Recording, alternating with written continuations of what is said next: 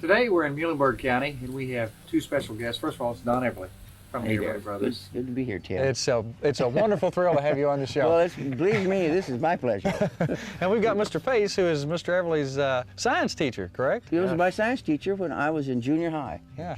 Right out of grade school, went down to the junior high school in Shenandoah, Iowa, and him and his wife, Mrs. Pace, she taught me penmanship, Palmer method, and Mr. Pace taught me science and straightened me out. Was he bad in class here? Oh, I was a terrible student. No, he'll save you the Not trouble. the best student, but he was genuine.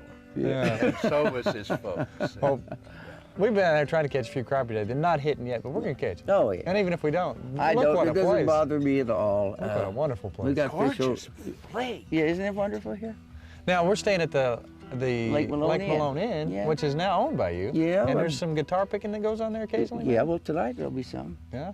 Yeah, Friday and Saturday nights we just let whoever comes around play, Oh, man. and that's what it's going to be around. It's kind of casual. Oh yeah, we talked earlier about Eddie Pennington. Yeah. Who carries on that Merle Travis? He sure what does. what was your buddy's name that's standing with you that's going to pick tonight? Oh, Royce. Yeah, and I have heard his name mentioned throughout the guitar playing. Royce and I are childhood friends. Right. When we'd come, we didn't go to school here in Kentucky, but every summer we spent our summers here because the radio would go off the air up here.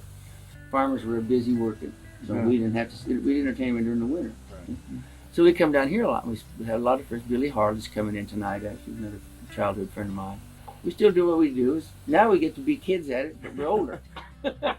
We're kids, but we get to be older at it. What are you Whatever it now? is. Like 28? 29?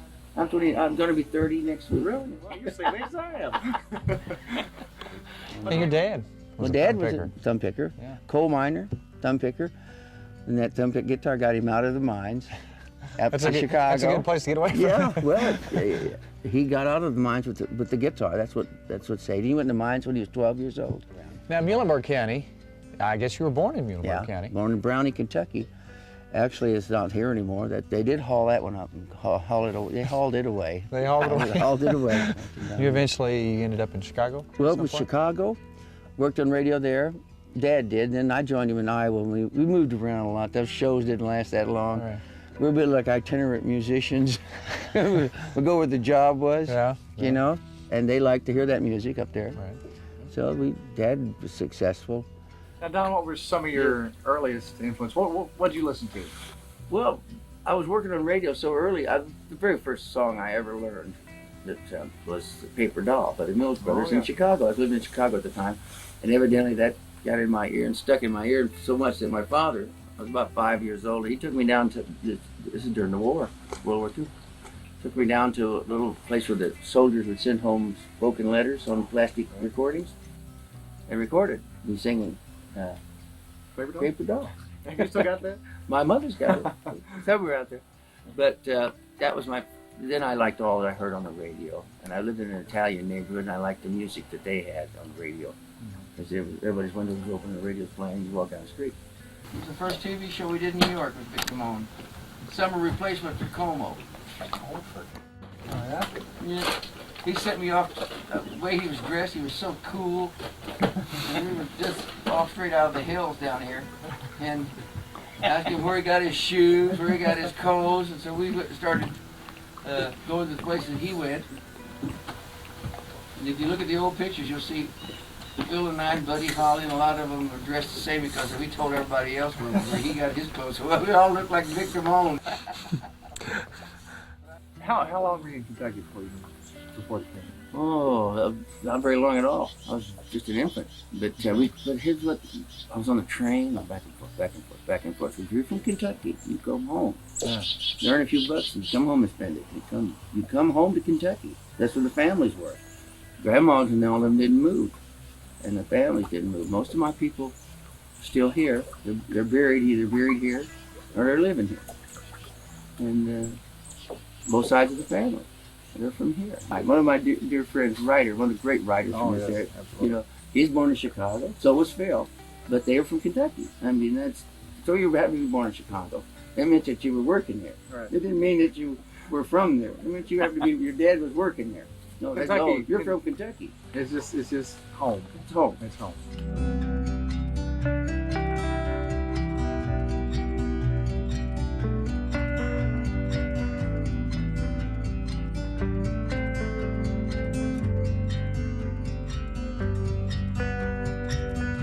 It used to be a schoolhouse. Oh, okay. This building didn't, but the site was a schoolhouse. Right. And that was the well for the schoolhouse.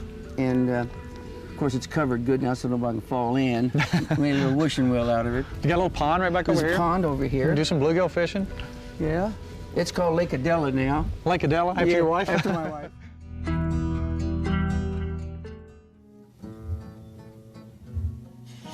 Dream, dream, dream, dream, dream, dream, dream, when I want you in my arms, when I want you, and all your charms, whenever I want you, all I have to do is dream. Dream, dream, dream, when I feel blue in the night, and I need you to hold me tight whenever I want you. All I have to do is dream. I can make you mine, taste your lips of wine, anytime, night or day. Only trouble is, gee whiz, I'm dreaming my life away. I need you so that I could die. I love you so, and that is why